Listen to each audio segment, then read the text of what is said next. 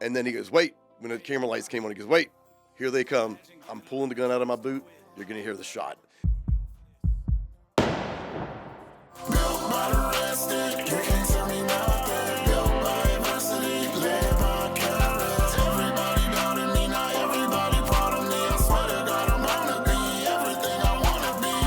What's going on, y'all? It's your favorite podcast. Your boys from Built by the Red Stick are back in it with a special episode, number 100.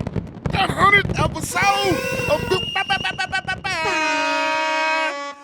That's a huge one. It is. Thank y'all all for all the support. For allowing everything. us to do it.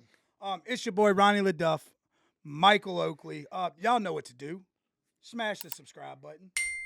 Like, engage, follow, share. If you ain't sharing, we ain't caring. Yup, straight like that. We got a good one We today. keep bringing that heat week after week. Ooh. Today, though. Yes, we got a good one. Today. We had to do it big for 100. We had to. We had to do it big. We had to pull out our stops. You know what I mean? We had to bring it back to Baton Rouge for the 100. Ooh, I love it. I love it. They call them Baton Rouge. So listen, we're going to take a quick word from our sponsor, and then we will be right back at it. If you've been thinking about starting a podcast, we'd love to help. At Brave Media Group, we're Baton Rouge locals who believe in making podcasting easy and authentic. We handle the editing, prep the social media clips, and use 3 angles and a confidence monitor to keep you comfortable and confident. Come by for a tour. We'd love to hear your vision and help bring it to life. Everyone has a story. Let us tell yours. And we're back. We get excited. What's going on, y'all? All right, Ronnie. You rushed it this time. This must be a super special guest. Super special. Super special. Super special. I'm excited. I'm excited for this one. Nervous. You're not from Baton Rouge if you haven't heard the story. And it's going to be a powerful story and talk about overcoming adversity. And we're going to get into it, and I'm not going to share his story. But as always, are you ready? I think so. I'm going to try. You're going to try. I'm going to try. We've got the best hype man on both sides of the Mississippi River. The one, the only, Ronnie LeDuff. Boys and girls, ladies and gentlemen, we outdid ourselves this time. I mean, you talking about a survivor. You talking about somebody who has really, really went through adversity. I mean, you talking like Mike said, not to tell the story too much. You talking about the guy with the dad's dad, the ultimate dad, right? Because here at Built by the Red Stick, I'm so nervous He's right excited. now. He's excited. I'm in the presence of a celebrity to me, right? And so we don't condone violence in any form. We don't. But we do condone justice in any form. If you know what I'm talking about. Like Mike said, if you from Baton Rouge, you know what's going on. Even if you're not from Baton Rouge, you know what's going on. This has been a national thing since 1984. But we got the man himself in the building to tell the story. Ladies and gentlemen, boys and girls, mamas, daughters, sons, uncles, and aunts, we got Jody Plauché in the Built by the Red Stick building. Tell everybody they need a Ronnie in their life. He's the best hype man in the I was tongue twisted. I built by the red stock. I know. We have to make She didn't say built by the red shit. Yeah, you're right. That would have been worse. That would have been worse. Welcome in, man. We Welcome. appreciate your time. Thank you so much for coming on such short notice, too. 'Cause he was very like, you know what I mean? Like, we're going to make it happen. Absolutely. And you did. We appreciate that. So before we get started, tell the listeners who you are and kind of a little bit about you, and then we'll dive into your story. Well, my name is Jody Plauché, and I am the author of a book titled Why, Gary, Why? Where can they get that? You can go to Amazon, and you can get it from Amazon, or you can get it on Audible. I have an audio version that Toby Tomplay, he narrated the book. He did an excellent job. Awesome. So you can get it there. What caused me to write the book, or better yet, where the title of the book comes from, is when I was 10 years old, I started taking karate. Me and my older brother, my little brother, and a neighbor, we enrolled in karate. And unbeknownst to my family, the karate teacher was a charming guy, but he was also a pedophile, and he used his charm to groom the family. After a couple months, he started inappropriately touching me. Then it escalated, so we were on a trip to Houston, and that night when the kids went to sleep, he went down underneath the covers and performed oral sex on me. And about a month later is when he actually started having full-on sex with me. and that lasted for this is May of '83, and that lasted until February of '84 when he eventually owed some people some money. He had crossed the wrong people, and he chose to leave town. And since I've been his love interest for the past year, he decided to take me with him.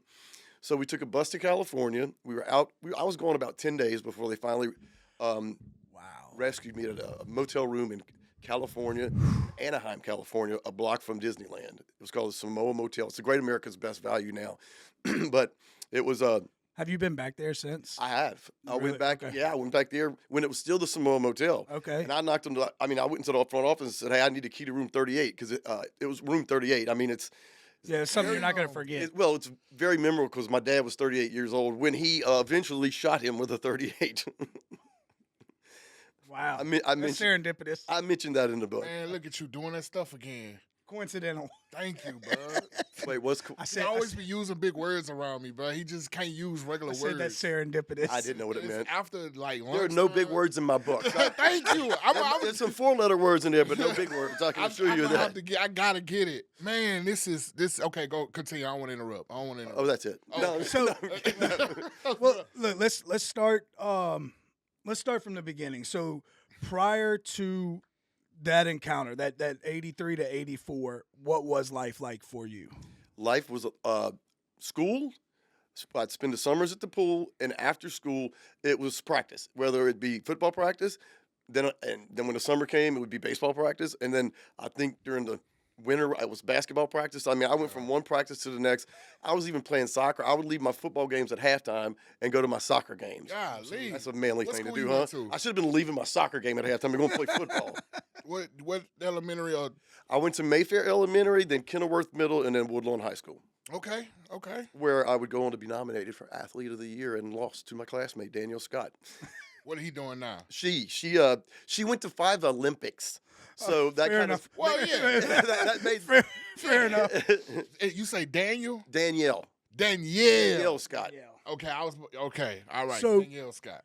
So life is, at that point, nothing's really, just a child, No, just just a a all-American child. My dad was the coach in all the sports, so he was always there. My mother was running us back and forth to practice, and sometimes you'd be a carpool. Sometimes we might ride with another friend's parents or something like that. But yeah, that was life, school and practice. Yeah. That's wild.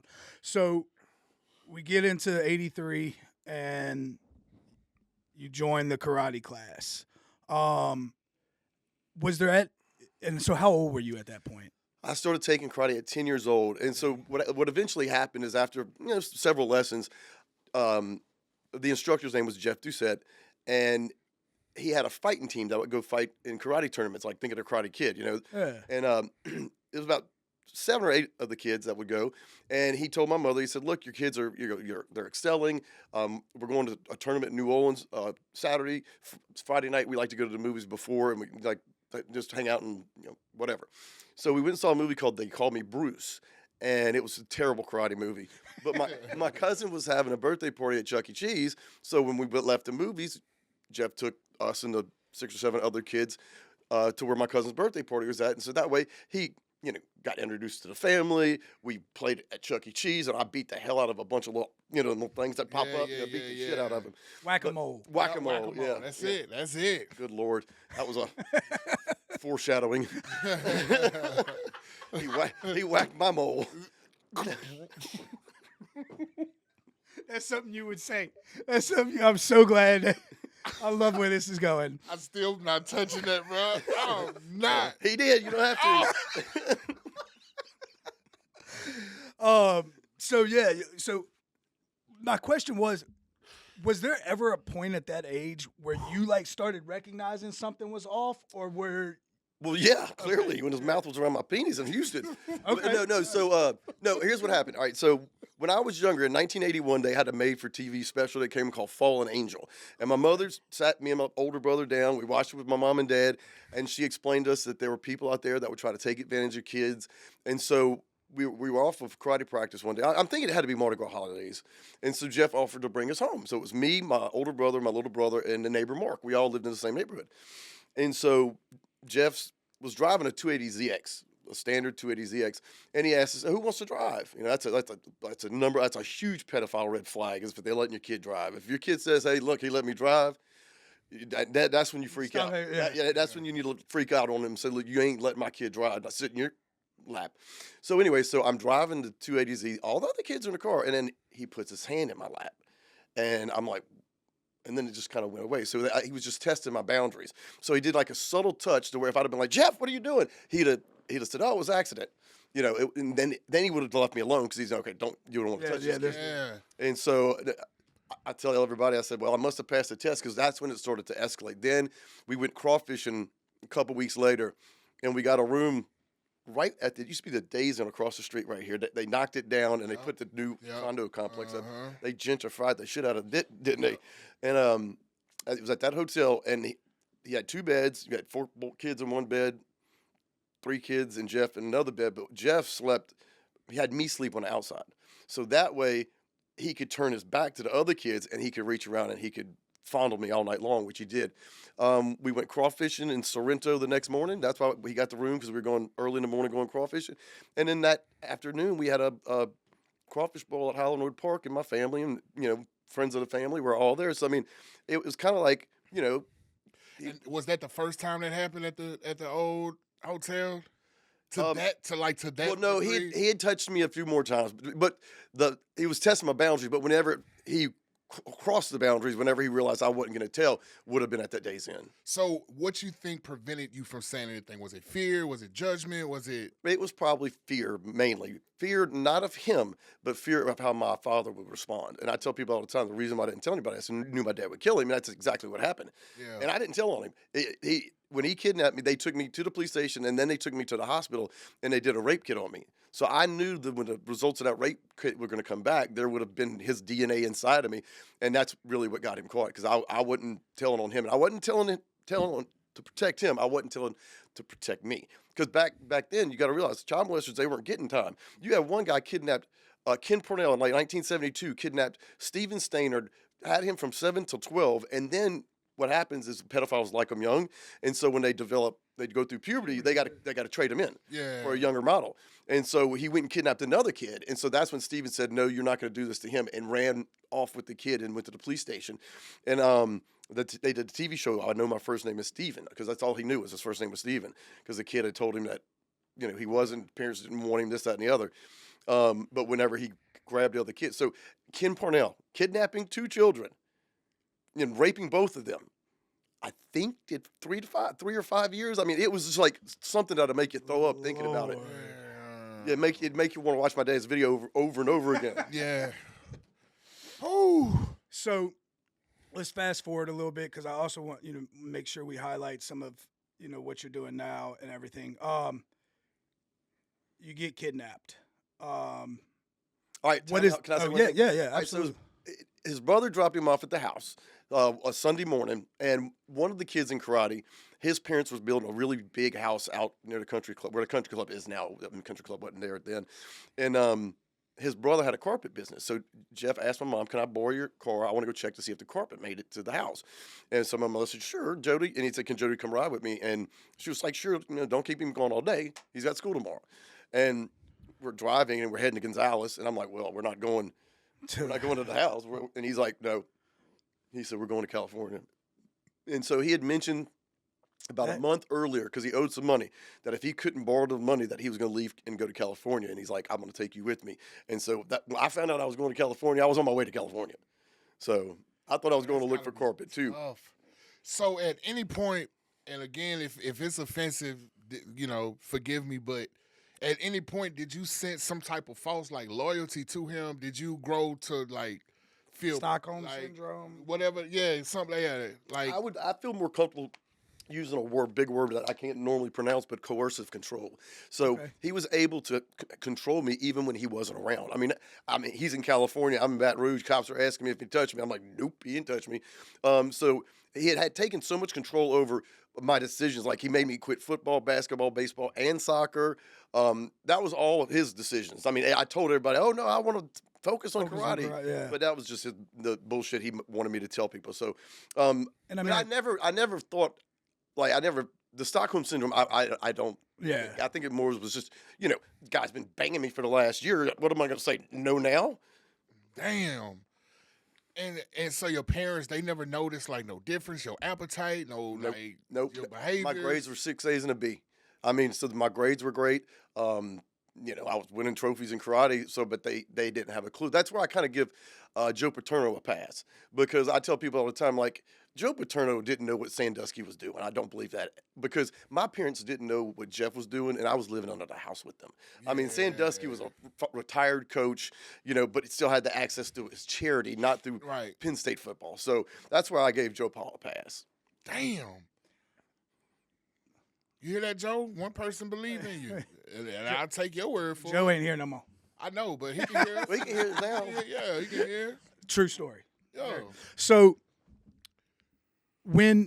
how does the events of the name of the book, Why Gary Why, which obviously you'll explain a little bit where that comes from and everything. So how does all that begin to transpire? Well, let me tell you a little bit about my fun trip to California. Okay, it was a very fun trip. I enjoyed it because Did you get to go to Disneyland? we went to Disneyland. The 2 days on the bus, he couldn't have sex with me, so that was two good days. That was great. And then we got to LA about 6 o'clock in the morning, and so we're kind of hanging around a bus station because we have no money, we don't have nothing, and Jeff's trying to figure out how he's going to get money. So we're sitting in the bus station for probably 2 hours, and so we decided to venture out. And he goes, "Oh, I got a good idea.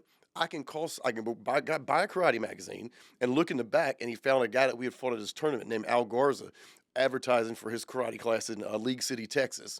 Shout out to Al, thank you. So he called Al and he said, "Look, took a group of kids out to California. Our van got stolen.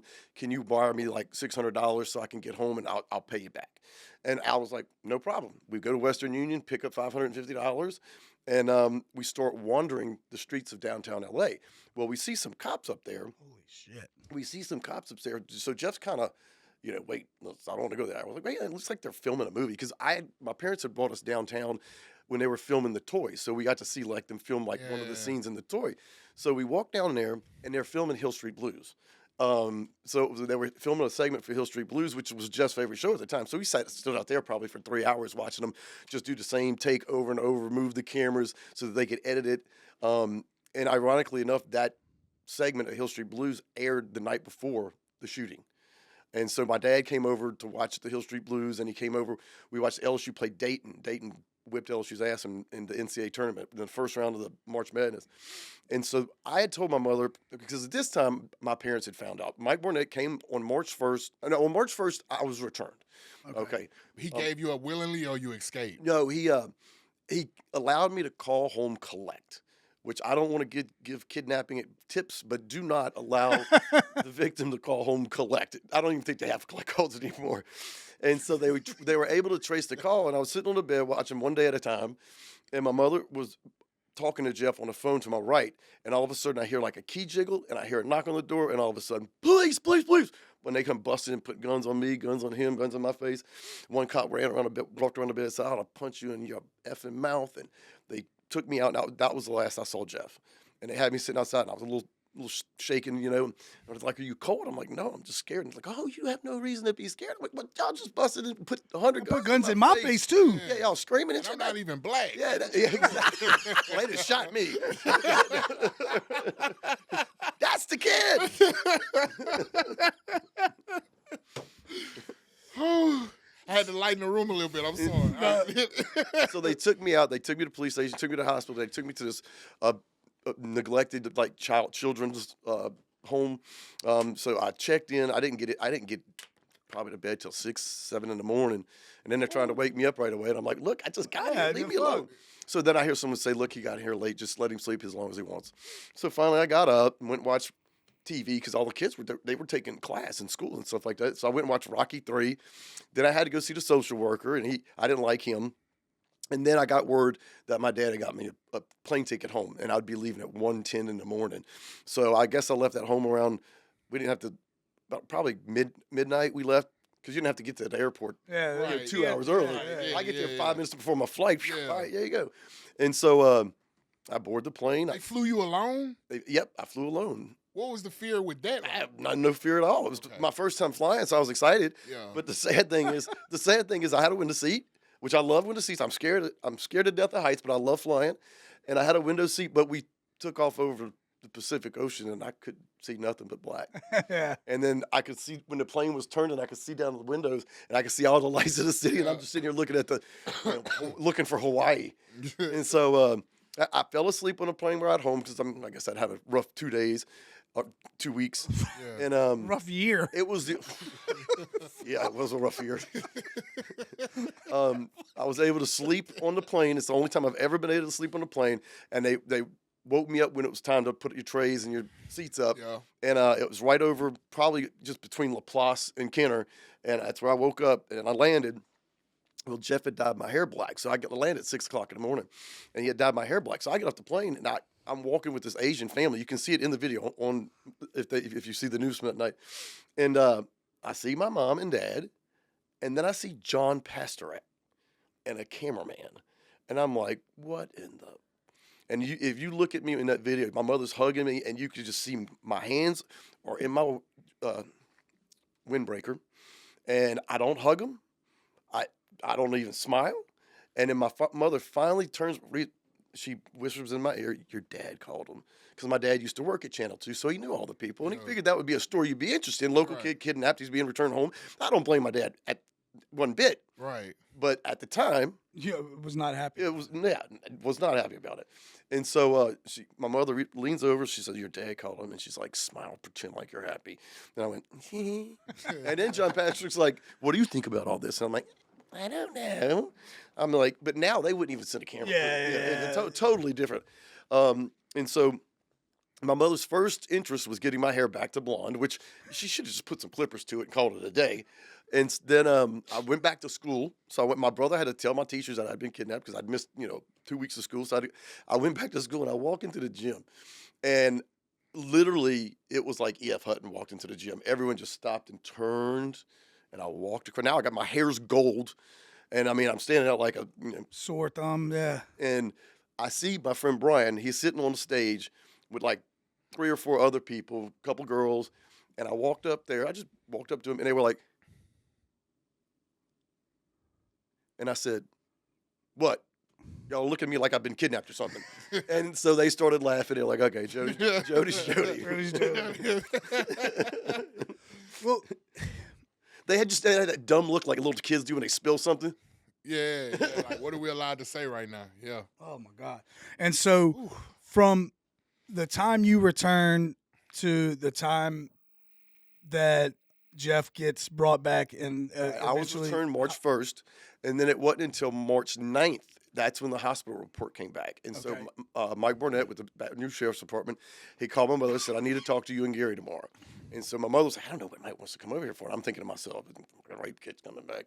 And sure enough, when I get home that afternoon, my mother's sitting at the bus stop, which was like just a block from the house. And I'm like, all right, I'm going to have to face the music on this She one. knows. Yeah, she knows. And so she gets me in the car and she tells Bob, my older brother, "Okay, you go play. I got to talk with Jody." I was like, all right. She sits me down on the couch, and we're sitting in the living room, the den, and she's like, "Just so you know," she's being all prissy and prawn, "just so you know, Mike Burnett came over today, and he had the results of your hospital exam, and it came back positive." And I tried to play stupid. I was like, "Well, what does that mean?" She goes, "It means Jeff was with you." And I was like, "Yeah, he did." And so, I mean, it wasn't like I continued to deny it. I went right into it. We talked a little bit, and then finally she was so calm. I was surprised. I figured she would freak out. Yeah. Well, Mike Burnett had warned her. She said, "Look, you need to remain calm because if you overreact," he didn't tell Daddy that, Yeah. but Obviously. His daddy missed that memo. yeah, obviously, if you overreact, it could be more negative. Your reaction, if it's negative, could be more negative than what actually happened to him. Absolutely. And so I was surprised. I remember just getting on my bike and riding down to my friend Crystal's house, and I felt like the weight of the world had been left off my shoulder, and I felt free for the first time in over a year. Yeah. Yeah. A lot of our focus is on like the actual like mental health and kind of like overcoming like those times. So like at that point and maybe even at any point in your healing process of all of this, has there ever been like depression or anything from it? Or I would say, probably within the first couple weeks, couple months after the Yeah. shooting. But then I started playing baseball again, and I mean, I got ADHD, so can't focus too long to where I get myself depressed. So it comes in handy. Absolutely. All right, so I'm so sad. What's for dinner? Yeah. You'll fit right in on this. Yo, Squirrel. know about a red stick, man. so March 9th comes, the rape kit comes back, and then It was a Friday, March 16th, 1984. My dad was having lunch at the Cotton Club. It's about a mile north of the north gates of LSU on Highland Road, between the north gates and Channel 2. So, I mean, it's literally like a half a mile from where Channel 2 is on Highland Road. And my dad was sitting there. Again, my dad used to work for Channel 2. He's on their bowling team. He knew all these people. They had just covered me. And one of the program directors, his name was Bob Shadell. He said, "Hey, Gary, when they bringing your boy back?" My dad said, "They ain't going to tell me." And he goes, my dad goes, "I think they brought him back already." And Bob Shadell was like, "No, I think he's coming in tonight." So he got up, went to the payphone. Oh, shit. I was going to ask that, but I didn't want to get nobody in trouble. He called back to Channel 2, found out what time the flight was supposed to be arriving, and told my dad at 9:08. So, Shout out, he don't get enough credit that he deserves. What's his name again? Bob Shadell, he's dead. He got fired. They fired him. Bob Shadell and family. We love y'all so much. Yeah. Thanks to Bob, we got a great video. Yeah. and so then of course I don't think Bob thought he was going to get the shooting. I think he thought he would get an angry, upset father being detained by police and let go, or you know what I'm saying. I think he was helping to generate a news story, but I don't think he was expecting what he got. Oh, he definitely generated one for sure. He probably thought there might be some fists thrown or something, and then but Pops pulled off the most covert operation. Most dad, he's every dad's dad. I'm telling you. Absolutely. So March 16th. So 9:08. 9:08's the arrival. So my grandparents came to pick us up from school because my parents had split up. I want to say in August. They had split up. Did that? My dad happened to you had anything to do with it? No, it had to do with my dad drinking. Okay. My dad drank all the time. Okay. And so did he drink more after this happened with you, or it's just been the same? well, that you can he remember? couldn't after because he had probation. He couldn't drink while he was on probation. Well, no, I'm It was saying only 16 days from the time he returned to the time he shot him. So he returned on March 1st. But so you went missing, and when you went missing, I don't know how much he drank when I went missing. I wasn't there. Okay. Yeah. But so all right. So and again, everyone's like, "Oh, he did that. He was off. He was messed up and drunk." No, he wasn't. My dad drank beer every day, but he never like chugged them or pounded. I never saw him do shots until later in life, or chug vodka. But I mean, at that point in time, he was just a beer man. Yeah. And my grandparents took us out to False River, and then Daddy made it out to False River, and he called his best friend from a payphone out there, and then he's like, I got to go back. So then he left. We were on the island side, so he left the island side of False River, drove to the airport. Was there a little early, so he went to the bar, drank him a beer, and he looked 9 o'clock rolled around. He had the gun in his boot, and if you see the video, you can see this pant leg is up. And he called his best friend from the payphone, and he originally saw the camera, and then he saw Mike Barnett, but he didn't see Jeff or Bud Connor was the other police officer escorting Jeff. But Mike had gone out to look for my dad because there were about 40 people had gathered behind the camera, and they're all like, "Ooh, who's got a celebrity?" Oh, and Mike told me, he said, I'm like choking up. I got something in my throat. But Mike said he came around the corner and saw them people wondering, like, "Ooh, who's this going to be thinking they're going to see some celebrity?" He goes, meanwhile, it's 2 drunks and a pedophile. And he said, he walks around the corner and he told him, "Come on." And you can see it during the video. Bud's talking to Jeff, basically saying, "Hey, if you see anybody hit the deck, I'm going to get on you," And all of a sudden, pow, that's when Daddy, they were looking behind the camera, and Daddy was on this side of the camera. And so he was actually on the phone. Yes. He wasn't faking. He told his best friend, he said, "Well, they're not coming out because I see Mike Barnett, but I don't see Jeff." And then he goes, "Wait," when the camera lights came on, he goes, "Wait, here they come. I'm pulling the gun out of my boot. You're going to hear the shot." And as soon as them lights got parallel with my dad, he used the lights because he kept his head down. When 8 lights came parallel, he knew that they were there, and that's why his timing's so perfect, because he was able to use those lights. That ain't no drunk man. No. That was too much processing going on. No, I told you he wasn't drunk. Yeah, he was on it. And that was the shot heard around the world. Oh my God. So, was there any anger toward your dad? Well, Ooh, that's a good question. considering it brought light the fact that a man had been raping me for the past year, yeah, I wasn't happy. And I also, like I said, I had been under Jeff's control for a year. So yeah, part of me was sad that Jeff had gotten killed. That didn't last long. Yeah. I didn't even need therapy for that. I mean, it took me about probably 3 or 4 months to process it. And I remember going down to the pool with my dad and saying, "Look, I know why you did it. I understand why you did it. And I'm not mad at you." Now, I know, of course, the story, but I wasn't even born until '89. So, was there any jail time for your dad, or? My dad shot him on a Friday night Okay. around 9:30. Okay. And he couldn't post bail until Monday morning, which he was able to post bail Monday morning. Then he went to a psychiatric facility called Parkland. The building's still there. I still think it's a. That's Centercore. Yeah, That's what I said. Yeah. Okay, yeah, so yeah. he went to Parkland for about 3 weeks, and then they asked my mother if she'd take him back, and he said if he doesn't drink, sure, absolutely. And so he moved back into the house, and that's where he lived until he had a stroke in 2011 and could no longer take care of himself. We couldn't take care of him, so we put him in a nursing home. But yeah, no, I mean he never. That's the justice system. That's that the we jail need time today. It's 48 hours in jail and you never see another cell. 3 weeks in a psych hospital. Come on, man. 3 weeks at Parkland. He got sentenced. Eventually, he pled no contest to manslaughter. He got sentenced to 7 years hard time, but the judge suspended the sentence and gave him 300 more hours of community service and probation. Your dad instantly became 5 years probation. Yeah, but see, that was. How long did it take for that video to come out after it happened? Oh, it aired on. It was live. No, it aired on the news live. Yeah. So did his stardom go through the roof? Did y'all start getting fan They mail used to and have people. Yeah, calls they and- would have people from like London. They would put Gary Plauché USA because they didn't know the address, and we would get that letter. Bruh. Yeah, he got a lot of fan mail. He got a lot of support for his defense fund, and I mean, my mother and dad wrote everybody back.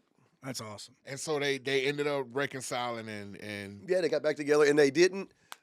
They remained married till the day my father died, and which was 2014? yeah. Okay. But after my dad got off of probation, he went back to drinking, and so my mother moved to Biloxi, where she worked until Katrina destroyed her apartment, and then she worked there about another year before she came home and moved back into the house. So now at this point in my life, 2005, I was living in Pennsylvania. My dad had a stroke in April, and I took 2 weeks off, drove down, took him to all his doctor's appointments and stuff like that. So I kind of made the decision. All right, I had the experience I wanted when I was in Pennsylvania. Daddy was alone, living in a house by himself. So I was like, well, I'll come back there, not to take care of him, but just Right. to, just come Be back. there, yeah. Right. And so I moved back at the end of June 2005, literally, 2 months before Katrina. And yeah, So did your dad have a little stint in the rooms of like a friend of Bill's, or was that a rumor? what was it? In AA. Was your dad ever a member? Yeah, Okay, that was that's- part of his probation. He had to, yeah, that's he had what to I go thought. to AA Okay. meetings. He didn't like them.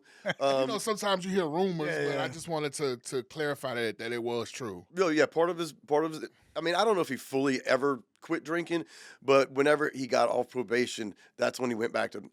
My mother was like, "I think your dad's drinking again." I said, "Why?" She goes, "Well, he only snores when he's drunk, and he hadn't snored in 5 years, and he was snoring his ass off last night." I was like, "Man, Yeah. that telltale sign." So, especially in today's world, and then me and Ronnie both work in like the treatment industry and everything, and so I've heard a lot of stories. Okay, And so let's for address them. well, no, not about you, but just a lot of stories of people that have had similar events happen to you, and they turn their life to self-destruction with drugs and alcohol to cope with it. What do you think contributed to you not doing that? And maybe you did. I don't know. Well, no, I didn't. I didn't start doing drugs till later in life, but I'm medically approved. It's okay. And so, well, that's why my older brother was like, this is when people quit doing it. And I was like, well, I didn't drink until my last semester in college, and even then, I wasn't a heavy drinker. It wasn't until I moved to Pennsylvania that I started drinking every night. But that was to regulate sleep, because in college, you skip class. Right. You got to be at work at 8:30. You got to be at work at 8:30. And so I attribute it because I didn't want people in college. If I would have been drinking, sitting at the bar drinking, they'd have been, you know who that is, right? Yeah. He's coping. Yeah. I didn't want anyone to ever use that as an excuse on me. Yep. So I made it a point not to drink. And plus, I saw, how my dad got separated from my mother. I mean, I saw how that affected everything. My dad wasn't a bad or a mean drunk. It's just when you're the wife and drunk man Romeo comes to a call, and I can see after 4 kids that would get old. Yeah. Yeah. So great dad, probably not the best husband. You the baby out of all your siblings? No, I'm second. You second. I got an older brother. I got a younger brother, and the baby's my sister. Did you ever at any point in your life, then, now, in between, ask why me?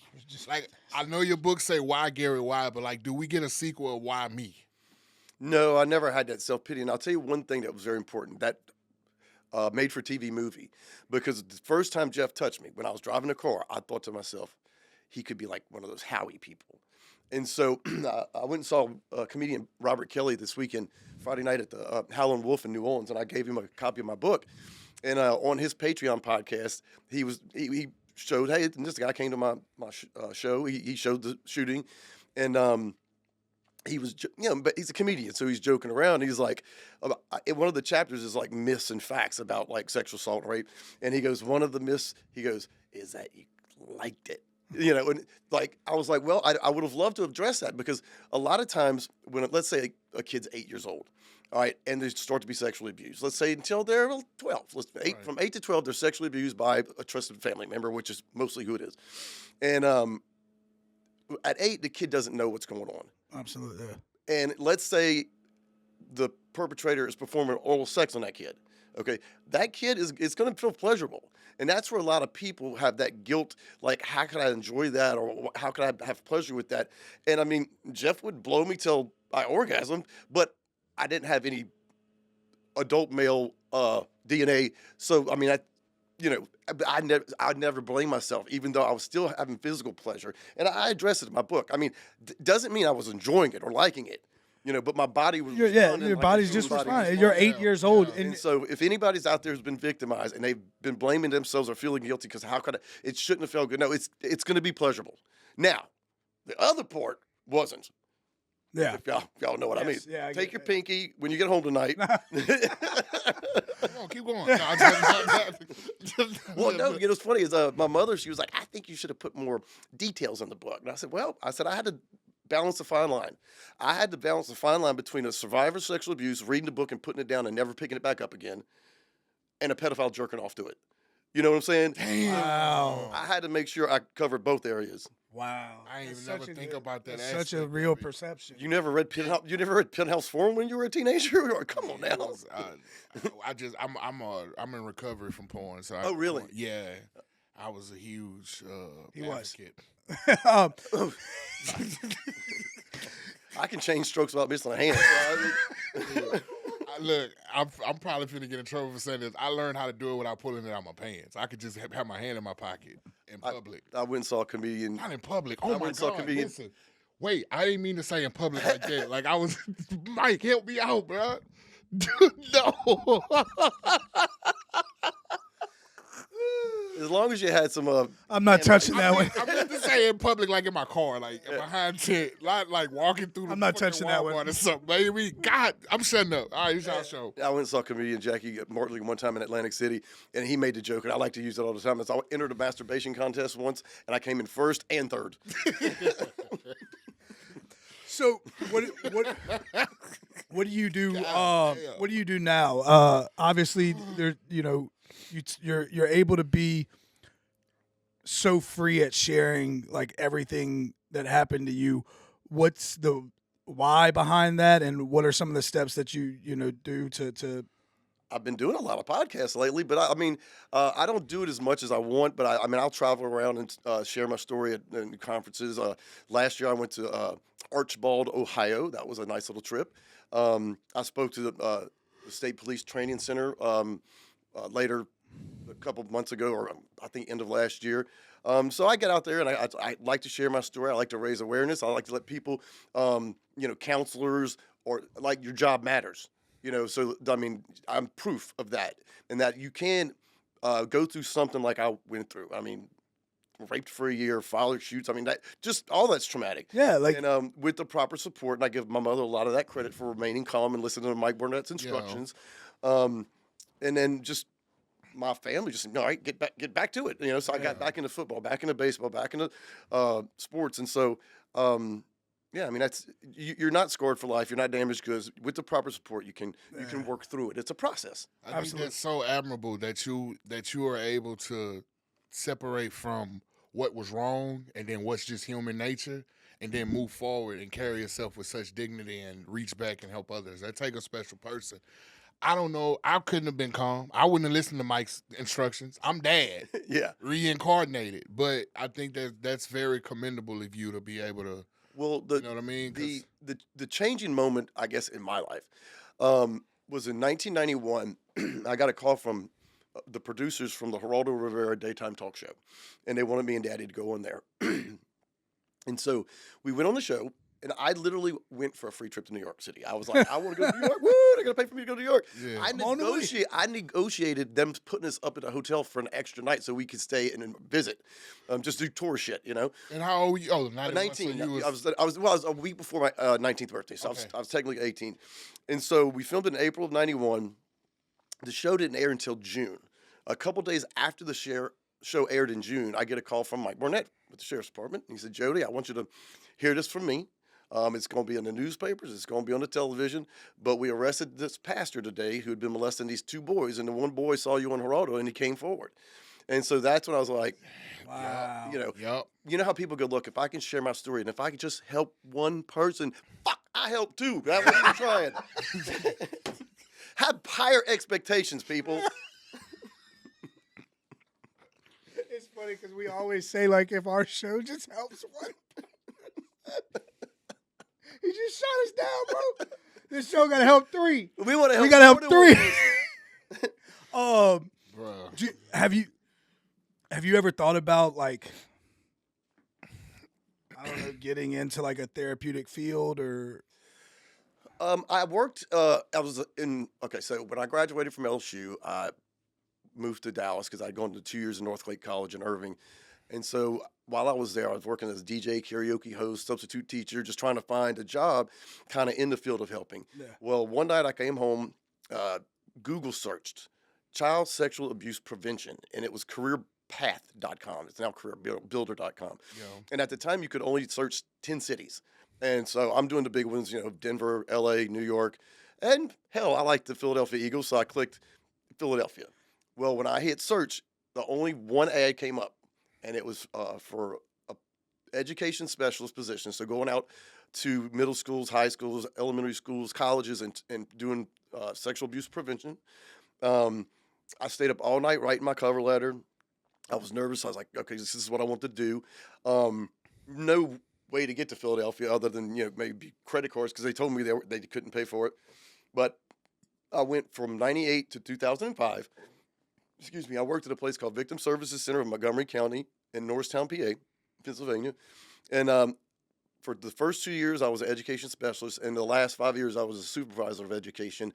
And so I worked those 7 years. I was a certified sexual assault counselor. Okay. I had to answer the crisis hotline. I'd go on police accompaniments with victims. I'd go to hospital accompaniments with victims. And so, yeah, it was a wonderful experience. Last year, when I went up there for the 50th anniversary, I sat at the table with the executive director. So, So you had your path in that. And yeah, that's the way I went. And I did it to get the experience. So now the goal is, I've been working on the projects. I've been working just like odd jobs, working with some friends of mine. COVID didn't help. Yeah. We've been working on this project since before COVID. And hopefully that'll come to fruition soon, and I'll be able to speak full time and help more people. so do we have breaking news here? Can we get? Sounds like it. No breaking news. Oh, No, but I'll tell you what, as soon as the news breaks, if you want to have me back on, I'll be more than got a happy. commitment. It's done. You It's got just the done. number. All right, It's there we done. go. You always got a chair here. So we kind of dove into it, but just to finalize it, we always ask our last question is like, what's your why? So like, what's your why to keep going and keep bringing awareness? And I really like what you talked about in your book about the I don't remember what you said about the misfacts and Oh, stuff. missing fact. Yeah. So like, what is your why on like bringing and highlighting all of that? One of the things, and again, I made the mistake of going. Well, I mean, it's not a mistake. Okay, I fully encourage parents to do this, but also um, inform yourself. Okay, so for example, I was going into elementary schools and I was teaching them the safety rules: no, go, and tell. So if anyone ever tried to secret touch you, that's what we call inappropriate touching. You want to tell that grown up no. Then you want to go get away from that grown up, and then you want to tell a trusted adult. Why are we putting the responsibility on second graders to keep from being sexually abused? You know, the parents need to educate themselves and make sure that they're not allowing someone to spend more time with their kids than they are. Yeah. I tell people that's a big red flag. If someone wants to spend more time with your kid than you do, red flag. Driving the car, tickling. Wow. Tickling is a good way to test boundaries and be able to say, "Oh, it was an accident." You know what I'm saying? So I guess that's it's just keep educating people so that they know the red flags to look for to keep children safe. I mean, what was I going to do? I even to the point to where if you have a non-offending pedophile, okay, like if this person has never touched a kid, but they know they're attracted to them, there's no outlet for them, and I'm not, defending them, but I mean, they're out there. Some are non-offending, but I want to keep as many as them not offending. So I think we Right. need to give them counseling and help to where they might still, you're not going to get rid of the urge. It's like if someone said, okay, you got to start liking men now. Well, it's not going to happen. Trust me, I didn't like it the first time.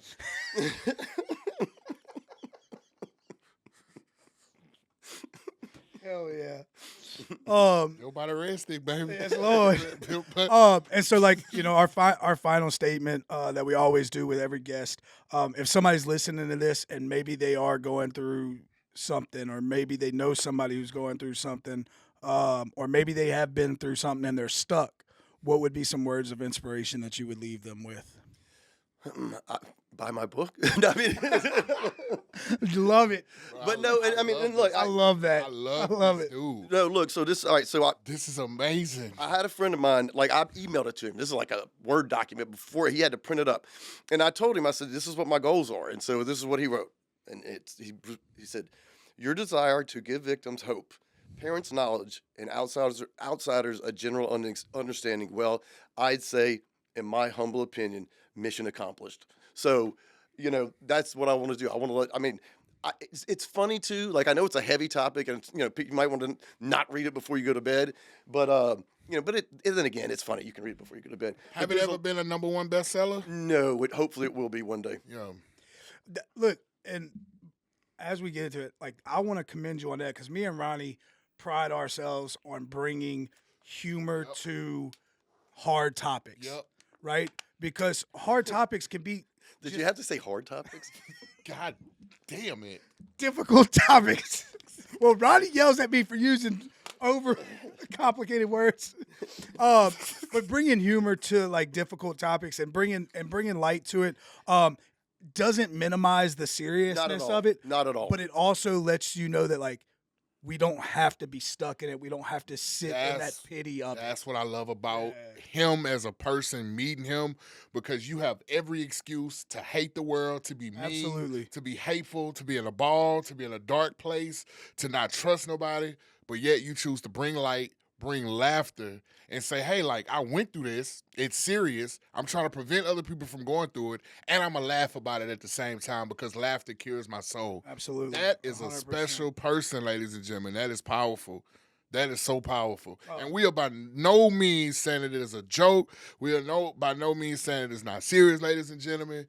But We got a survivor who we got laugh, a laugh with us, so. real survivor. Ronnie. Well, real quick before you just said the other day, when I went to see Robert Kelly, the opener, J.P. Leonard, he's the one that books the comedians. He runs the Lafayette Comedy Club, and he was doing his set. Like he opened, for Bob Kelly, and he's got this bit where he talks about a bidet, which, by the way, I don't know if you've ever used one, but let me tell you something.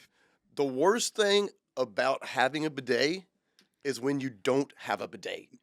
Let the smear just go everywhere. You just feel so dirty. But with the bidet, you're like, wow, I don't have to jump in the shower. Where was that when I was a kid? But so JP's doing his set. I'm sorry if I ruined your joke, JP, but he was sitting there. He's like, you gotta turn that on. He goes, I'll run that bidet for 15 minutes. I'll run it till my nose starts to run. And he goes, you gotta let that get in there like a camp counselor or a karate instructor. I'm sorry, Jody. Well, listen, man, it was an Oh, my absolute pleasure God, having you bro. on. Ronnie, unfortunately, though, we've got to your least You favorite. sure we topic. gotta let it, bro? You We did. positive? I'm positive. Man, Sorry. Mr. Jody P, thank you so much for sitting down with us, taking such an intimate, sacred situation and turning it into light and hope for others. Thank you for allowing me the opportunity to express my. Absolutely. Like we 100%, wouldn't have had it absolutely. any other way. If it's anything that we can do for you, you got my number. I'll start a group chat with me, you, and And Mike. I'll come back whenever I can. Absolutely, bro. We definitely, from the bottom of our heart and the built by the Ristic family, appreciate you. I tell everybody, but I mean, you're a special person. You are a very, very special person. And shout out to Pops. Shout out to man, Pop. That's bruh. That is a real.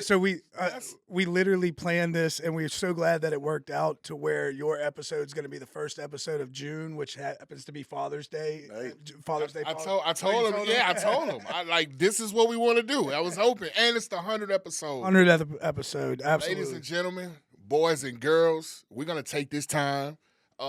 If you are currently or been a victim of sexual assault, if you know somebody that's currently or was a victim of sexual assault, what you say? No, go and tell. Yep. Whether you in second grade or an adult, it's nothing to hide about. It's nothing to run from. It's nothing to be ashamed about. It's nothing to be embarrassed about. Speak up so that we can bring these pedophilias or pedophiles to justice. I wish Mr. Gary was still here because I know just the man to do it. And also, if you or somebody you know is struggling with drugs or alcohol, mental health struggles, please, please, please, please, please reach out. We will have the description for sexual assault victims in this video. How can they reach you if they want some resources for that, Mr. Jody? Well, I don't want to leave without saying I am on the board for the Louisiana Foundation Against Sexual Assault. Okay. But I'm on social media. I mean, at J Plauché on Twitter, Jody Plauché on Facebook. I'm not a big Instagram person. I don't like Instagram. Yeah, that's for them young people, man. Us older people, we And on look, Facebook. and if you're looking for a good read, like you said, you can find his Why, book. Gary? Why? Hold that book up for Mr. Jody so they can see that. Why, Gary? Why? And that is We'll put a link in the description, Yes. and you can go on Amazon. yes. We'll put a link in the description. That's a good. And if you email me, jodyplauché@gmail.com, if you want like a signed copy, the book's $20. I can sign it. It's, I think, $6 shipping and handling. It's gone up a lot since it came out. Yeah. But that way, if you want to sign one, or or if you buy one and you come, see, we can meet up somewhere. Well, me and Mike will be getting a copy. We definitely want the signed copy. Well, I'm sorry, go ahead. my friend owns the bookstore bar. Okay, and it's called the Bookstore. So I always have signed copies of my book at the bookstore bar. There you go. Perfect. And where's that located? It's on Airline and Arnold, right there by the. I know exactly where that's at. right where I'm heading. Okay. Is that by that storage unit? It's by the. It's a yeah. Yeah. Absolutely. I know It's exactly where next you door at. to the Louisiana Culinary Institute. Yep, absolutely. There you have it. The bookstore bar. Go get you a signed copy today. Why, Gary? Why? Yeah, there's no shipping charges there. No shipping charges. And that the title came from the detective telling your dad that after he sent that man where he belonged. When I was working on the book, my title that I had in my head, I was like, okay, I think why, Gary, why? I mean, and so I was driving Uber, and I went and picked this guy up at the airport, and he coming back, and he's like, man, I just moved here a month ago. Me and my wife were from Ohio, and blah, blah, blah. And he's talking to me, and he's asking me all kind of questions, and I'm just I'm working on a project right now, so I'm working Uber, and this, that, and the other. And finally, he just kept pushing. Well, what is the project? I was like, I'm writing a book. Oh, what's the book about? I said, all right, look. I said, that airport I just picked you up at? I said, when I was a kid, I was kidnapped, and my dad shot the guy that kidnapped me. Right in that airport, and he looks at me, and he goes, your dad is why, Gary, why? And I was like, That's is. it. That's the book. I'm telling national hero, bro. Yes, I just got indeed. chill bumps again. Ladies and gentlemen, you heard it here first. That's breaking news. That's Breaking news. exclusive. We know Nobody why. knew that. We knew that. Y'all knew that because y'all watch us. You want Ah. one last exclusive? Give it here. Absolutely. We'll It go might not over. be exclusive. I think I've told us a few other No, you times, did. but No, it- you did. This is the first time. Bye, bye, bye, bye, bye. Give it. All right. So, when me and Daddy went to New York City, we're at CBS Studios. They filmed 2 shows that day. All right. The first show was titled "The Day the Music Died," and I got to meet the real Peggy Sue. I got to meet the real Donna. I got to meet Buddy Holly's wife, and they also had Little Richard on the show. I got to meet Little Richard, and so You talking about Juicy Fruit, Richard? well, I mean, two. Don't mess with my true food. no, that's Yeah. Tutti Tutti Frutti. Frutti. Yeah, That's Tutti what Frutti. I said. Juicy And so Fruit. I got to meet him. I was like, and he was out there. I'm watching him. I'm in the green room watching him out filming the show, and he's like, "Oh, Rodo, yeah, I'm not gonna sing. I gotta wait for my special to come out." So he comes back. I'm like, "Little Richard, nice to meet Damn, you." you He's like, sound just like him. he's like, "Nice to meet you." I was like, So Little Richard ain't. he's not as prissy as he puts on. What? There's a little priss to him, but yeah, you can go on YouTube, type in Little Richard. I think he was like in a nursing home or something like that. He does an interview, and you're like, so, all right. So fast forward to the boy. All right. So the day the music died was the show. All right. Fast forward to June, the show airs. The little boy comes up forward, right? Changes my life. Remember that's the day I told you changed my life. Absolutely. Jeff's birthday was February 3rd, 1959. The day the music died was the day he was born. What are the odds that would be the show? That is wild. The show, I've never heard this platform so silent. yeah, that's. I was gonna use the word, but you don't like. That's very coincidental. There you go. You ain't have to say serendipitous. I like that word. You want to hear one last one? Hell yeah. I'm at Twin Peaks right up the road. This is probably like October after my book came out. And who comes walking into Twin Peaks? Little Richard. Shaq. Shaq. Shaq comes walking into Twin Peaks. I said, "Oh, Shaq," I call my sister. I said, "Sissy," I said, "You got to get up to Twin Peaks. Your favorite person just walked in." She goes, "We just ordered dinner. Steve's going to pick it up. I can't make it." She's like, "Why don't you give him a book?" I said, Yeah. All right, so my friend Derek Mallett, I played with him in 7th grade. He was in 8th grade. He's a year older than me, but he was the ball boy on the LSU basketball team because his dad was associate athletic director, and he brought me a signed program. So I mentioned that in my book, that here I was in 7th grade, a year after the shooting. Here's this 8th grader who we were just teammates, and he brought me a signed LSU basketball program by all the guys on the team. Most of them were on the team that made it to the Final Four Yeah. the next year. And so I go over into my trunk of my car, and I signed the book, and I put page, 78. I mentioned D-Mac. And so D-Mac is Shaq's personal assistant now. I mean, he's been with Shaq forever. So I had already turning. No, so I send the waitress over with the book, right? And he's having lunch with this guy, and this guy looks up and he starts looking around for me. And so I like wave my hand, and he's like, so I walk over there. It's Sean Connor. That was Bud Connor's son. Bud Connor was the cop that was walking next to Jeff when Daddy shot him, got blood splatter on him. So what are the odds I should send one of the most famous people in the world a copy of my book about my dad shooting somebody, and he was with the son Of the guy who was walking with him. Bruh. Talk about serendipitous. Good callback. I love it. Bruh, we got it. You sure we gotta go? We gotta go, Ronnie. God, We dog. gotta go. Bro, we love y'all so much, bro. This has been the best episode by far. I'm speechless. Y'all know where to find us. BuiltByTheRedStick@gmail.com. BuiltByTheRedStick.com. Built by the Red Stick on all platforms. All of them. I'm Ronnie LeDuff on Facebook. He Michael Axelrod Oakley on Facebook. Jody Plauché on Facebook. @J Plauché on Twitter. We don't mess with IG. We love y'all. We see y'all. We appreciate y'all. Allow us to love you until you can learn to love yourself. Built by the Red Stick. Built by adversity. Led by courage. We love y'all. You threw me off, bro. What? We'll be back at the same time. Same place. The whole I didn't. We'll be back at the same time, at the same place. I would